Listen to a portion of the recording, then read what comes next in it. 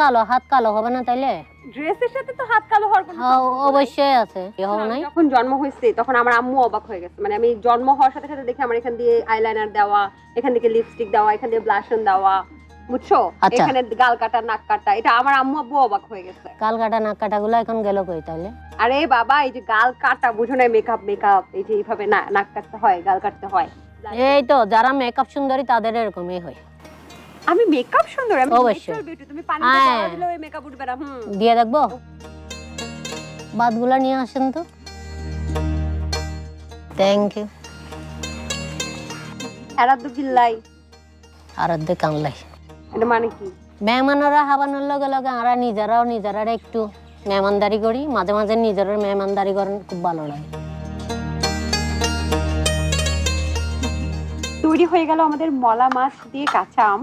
আমার মনে হয় এই কাঁচা আমের মৌসুমে এই মলা মাছ দিয়ে কাঁচা আমটা খুবই মজা হবে। তবে যেহেতু নুরতাজ ভাবি রান্না করছে, এখন পর্যন্ত আমি বিশ্বাস করতে পারছি না। আগে খেয়ে টেস্টটা তারপরে বলছি।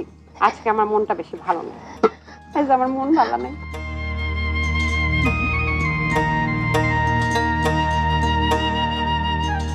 না মিষ্টি, না বেশি টক, মানে একটা হালকা টকের ফ্লেভার এবং আমের যে সুঘ্রাণটা যখন এই ঝোলের সাথে মিশে যাচ্ছে, এবং আমগুলো দেখেন দর্শক একদম কিন্তু নরম হয়ে আছে, ঝোলটা হালকা হালকা টক, সেই সাথে সাথে মলা মাছ, এটা যখন মুখে দিচ্ছি দেখুন, দেখেই তো আপনাদের নিশ্চয়ই লোভ লেগে যাচ্ছে।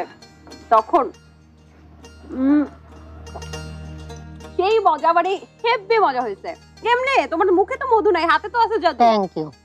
থ্যাংক ইউ না, আগে বলো যে আমি এই রান্নাটা খুব ভালোবাসি। এটা চিরাঙ্গা ভাষায় কি হবে? আম দিয়ারা মল্লা মাছ রান্না করতে আমার বেশি ভালো লাগে।